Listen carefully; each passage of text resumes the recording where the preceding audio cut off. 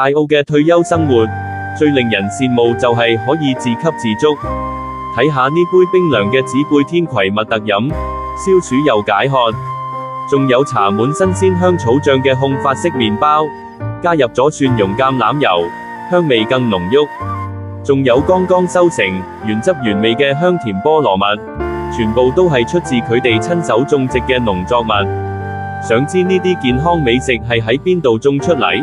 而家就帶大家去參觀下佢哋個農田啦，睇下佢哋啲舊船新改造成嘅花槽，上面種滿咗形態各異嘅多肉植物，為漁村增添咗幾分可愛嘅生機。向遠處望去，對住個海景種啲向日葵，心情都開朗啲。佢哋親手種植嘅檸檬，個個都飽滿圓潤，充滿咗香氣。旁邊仲有啲蘆薈嘅可以淨化空氣，又可以作為天然嘅護膚品。最令佢哋期待嘅，就係呢棵菠蘿蜜，慢慢咁成長，收成嘅時候一定好有滿足感。除咗果樹，佢哋仲會種植啲紫貝天葵幼苗，有清熱解毒、活血止咳、消暑解渴嘅功效。仲有呢啲火龍果，含水分與膳食纖維，可以促進腸胃蠕動，幫助排便。見到佢哋發育得咁好，就知平時幾用心灌溉。除此之外，仲有充滿香氣嘅迷迭香，煮食時摘啲新鮮嘅落去，味道即刻提升。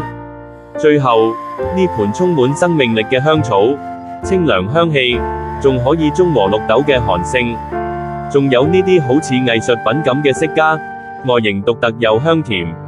最特別嘅係呢啲蝶豆花，綻放出迷人嘅深藍色，摘落嚟曬乾，用嚟沖茶或者整甜品，都係極致嘅享受。喺呢個充滿海風嘅後院，睇住大澳嘅靚景，一邊打理呢啲花草蔬果，呢種與世無爭嘅時光，真係令人非常向往。呢啲就係佢哋喺大澳最寫意嘅退休農耕日常。喺大澳呢片土地上，自給自足，感受大自然嘅恩賜，就係佢哋退休後最簡單、最滿足嘅生活。